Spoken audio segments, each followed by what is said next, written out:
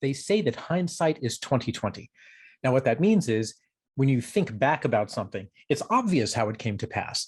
But it turns out this isn't actually genuine hindsight in learning. There's something that human beings have called hindsight bias, which basically says that events that could not possibly have been predicted in the future seem obvious to us when we think about them once we know how they turned out. So once we know, for example, that Microsoft is the dominant office software company in the world, we can construct a story that explains why, of course, that had to happen. And in fact, if you had been there at the beginning, there was no reason that it had to happen. And in fact, it may have happened for reasons that were totally under Microsoft's control. Thus, maybe you want to study them, but it may also have happened for reasons that weren't. Because part of the problem is that when we review the past and try to tease out what causes what, the only things that we can correlate are the things we know about. We're not privy to backroom conversations, to external events, stuff like that.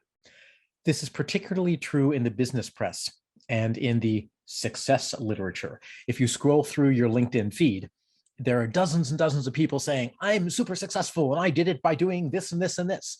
Well, maybe they're lucky. Maybe, in fact, there are really good reasons they're successful, but it's not the reasons they think.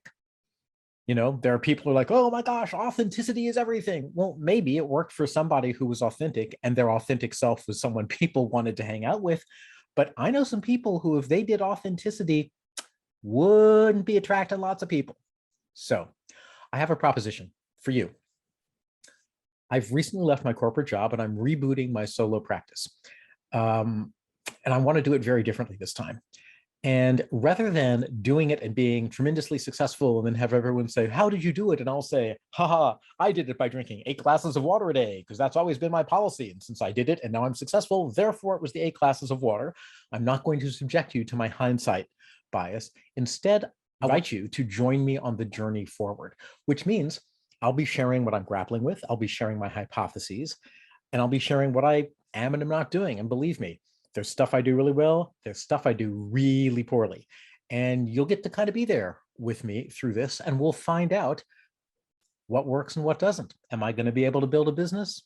Am I not? I don't know.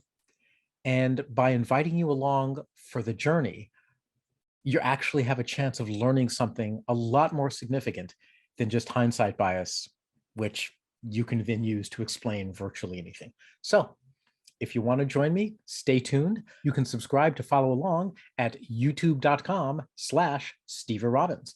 And who knows, maybe this will be a well-documented spectacular failure, or it might be a well-documented spectacular success.